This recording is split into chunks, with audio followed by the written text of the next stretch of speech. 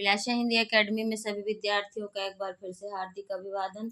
हम देख रहे थे चैप्टर वाइज प्रैक्टिस सेट। इस क्रम में हम देख चुके हैं हिंदी साहित्य का आदिकाल, भक्तिकाल, रीतिकाल, हिंदी गद्य की विविध विधाएं, रस, छंद, अलंकार आदि बहुत सारे हम चैप्टर देख चुके हैं।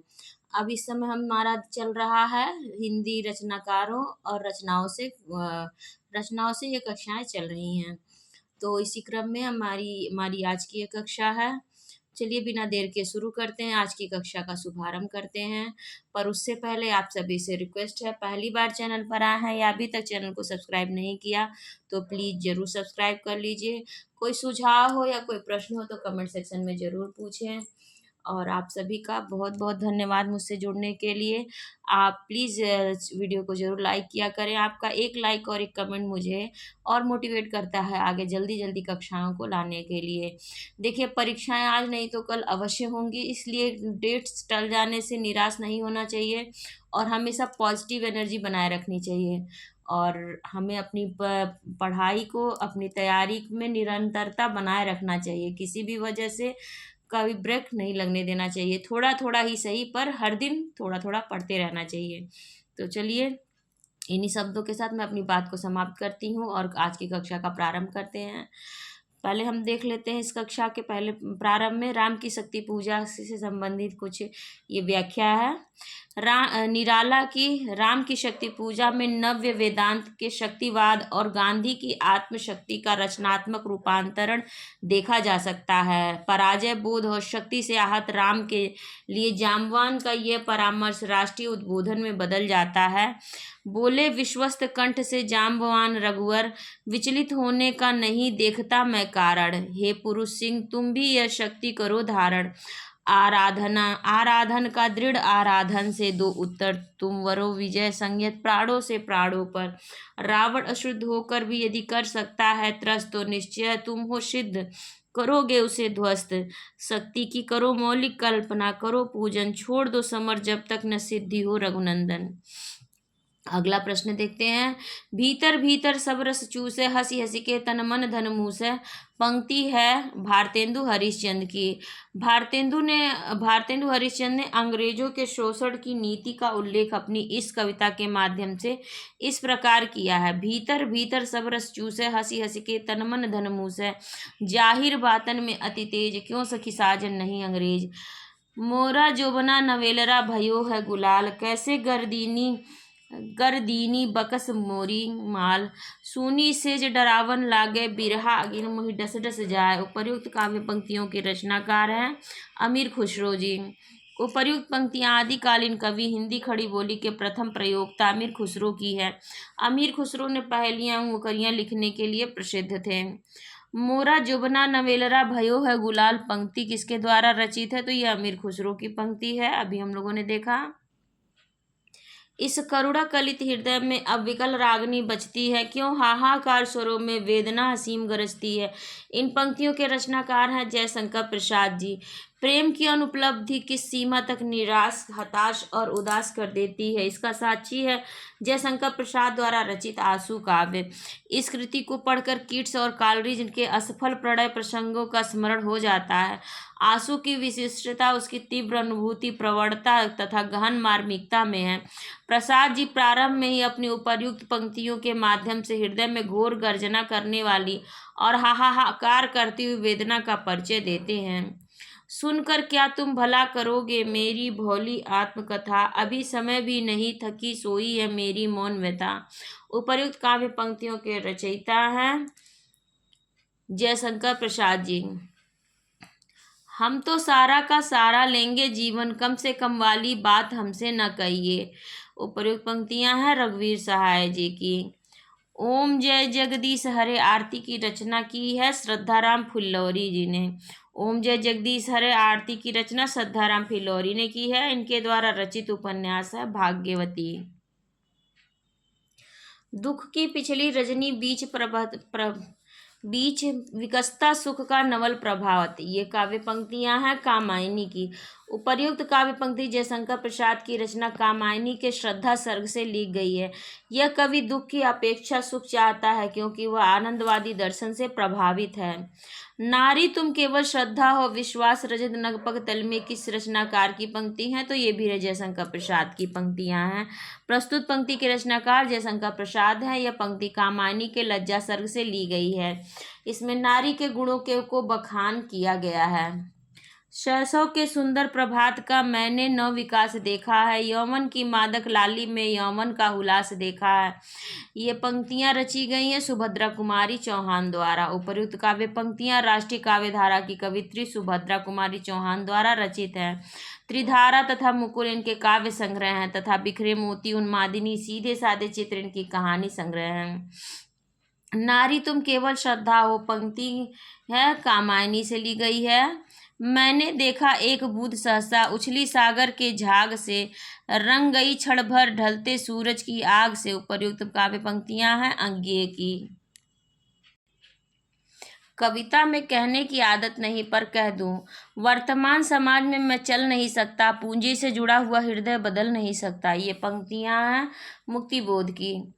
करते तुलसीदास भी कैसे मानस नाद, महावीर का यदि उन्हें मिलता नहीं प्रसाद। उपर्युक्त काव्य पंक्तियों के रचनाकार हैं मैथिली शरण गुप्त जी। प्रस्तुत पंक्तियों के रचनाकार मैथिली शरण गुप्त हैं। ये पंक्तियां उन्होंने महावीर प्रसाद द्विवेदी की प्रशंसा में कही है। नैनों की नीलम की घाटी जिस रस से घन से छा जाती हो, वह कौंध की किस जिससे अंतर की शीतलता ठंडक पाती हो। प्रस्तुत पंक्तियां हैं कामायनी के लज्जा सर्ग से ली गई हैं। उपर्युक्त काव्य पंक्तियां छायावादी कवि जयशंकर प्रसाद द्वारा रचित 15 सर्गों के महाकाव्य कामायनी के 6वें सर्ग लज्जा से उद्धृत हैं। 459वां प्रश्न, मेरे चपल यौवन बाल अचल अंचल में पड़ा सो मचल कर मत साल। ये काव्य पंक्तियों के रचनाकार मैथिली शरण गुप्त हैं।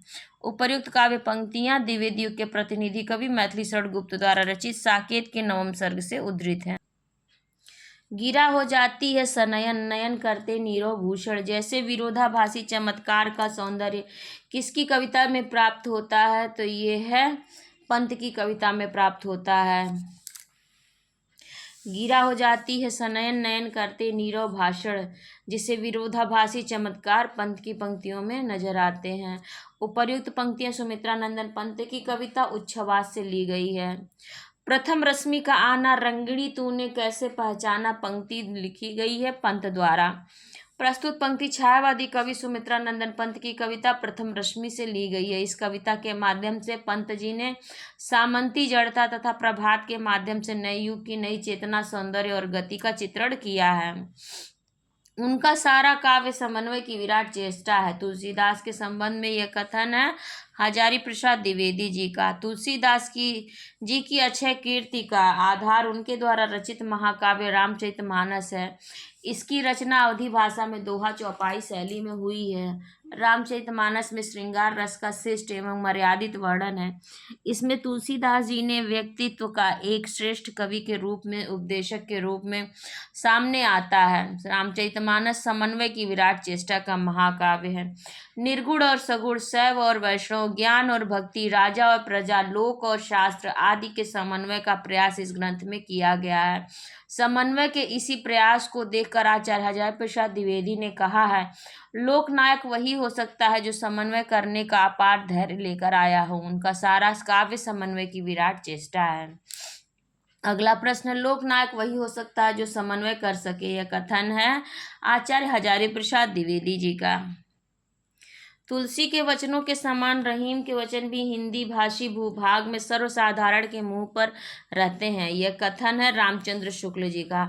आचार्य रामचंद्र शुक्ल ने हिंदी साहित्य के इतिहास में लिखा है कि तुलसी के वचनों के समान रहीम के वचन भी हिंदी भाषी भूभाग में सर्वसाधारण के मुंह पर रहते हैं। भाषा पर तुलसी का सा ही अधिकार हम रहीम का भी पाते हैं। केदार छायावादोत्तर कविता के सुमित्रा नंदन पंत हैं।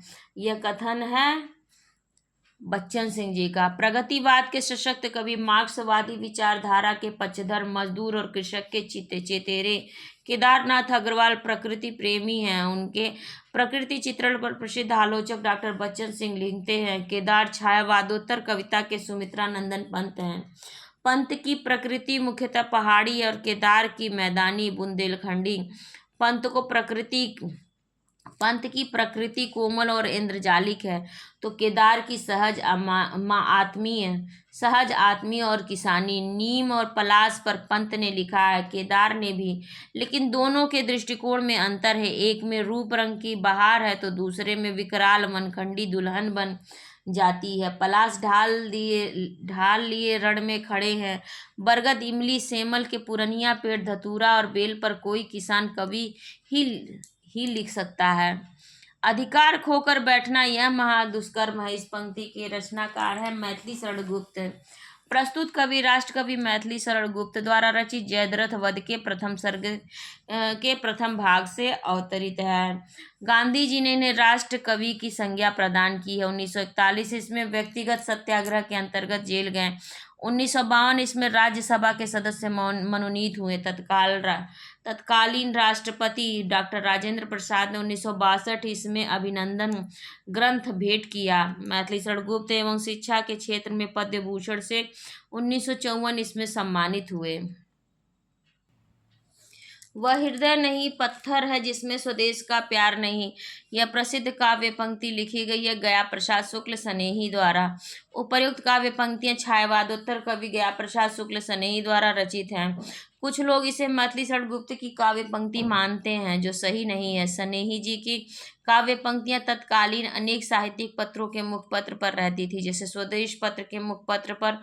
उपर्युक्त काव्य पंक्ति वर्तमान पत्र के मुख पृष्ठ पर शानदार था। भूत भविष्य भी महान है, अगर संभाले उसे आप तो वर्तमान है, यह कविता छपी रहती थी। तो वह हृदय नहीं वह पत्थर है जिसमें स्वदेश का प्यार नहीं, ये गया प्रसाद शुक्ल सनेही की पंक्तियां हैं। गया प्रसाद शुक्ल सनेही की काव्य रचना है कृषक पचीसी, संजीवनी, कृषक क्रंदन, राष्ट्रीय मंत्र, राष्ट्रीय वीणा और त्रिशूल तरंग। मैं उनका आदर्श नहीं जो व्यथा न खोल सकेंगे, पूछेगा जग किंतु पिता का नाम न बोल सकेंगे, जिनका निखिल विश्व में नहीं कहीं नहीं अपना न होगा, मन में लिए उमंग जिन्हें चिरकाल कल्पना होगा। उपर्युक्त काव्य पंक्तियां दिनकर के रश्मि रथी से हैं। उपर्युक्त पंक्तियां रामधारी सिंह दिनकर की रचना रश्मि रथी से ली गई हैं। इस रचना में कर्ण के जीवन में घटित प्रसंगों के संदर्भ में कवि ने आज के जीवन के अनेक प्रश्नों और संवेदनाओं को, दृष्टियों और चिंतन पद्धतियों को, मूल्यों और आकांक्षाओं को उद्घाटित किया है। मैं रथ का टूटा हुआ पहिया हूँ लेकिन मुझे फेंको मत, ये कविता है धर्मवीर भारती की। उपर्युक्त पंक्तियां धर्मवीर भारती के टूटा पहिया शीर्षक कविता से ली गई हैं। मिलन का मत नाम लो मैं विरह में चिर हूँ, यह काव्य पंक्ति है महादेवी वर्मा की। महादेवी वर्मा के अज्ञात प्रियतम के प्रति प्रणय निवेदन किया है, किंतु उनका प्रणय दुख प्रधान है। वे प्रिय से मिलन की कामना नहीं करती, क्योंकि मिलन में तो व्यक्तित्व का ही नाश हो जाता। प्रस्तुत पंक्ति के माध्यम से वे यही दर्शाने का प्रयास कर रही हैं। महादेवी वर्मा को आधुनिक मीरा कहा जाता है। उनके काव्य में विरह की प्रधानता है, जो लौकिक न होकर अलौकिक विरह है। महादेवी वर्मा के काव्य में रहस्यवादी प्रकृति विद्यमान है। मैं नीर भरी दुख की बदली इनकी प्रसिद्ध पंक्ति है। धान को गांव प्यार ते जानो, ज्ञान विषय रस भोरे, सूर सो बहुत कहन रहे रस गूलर को फर फोरे। इसमें अंतिम पंक्ति का क्या अर्थ है? इसमें अंतिम पंक्ति का अर्थ है, ढकी छिपी बात खोलने से कही गई बात का आनंद समाप्त हो जाता है।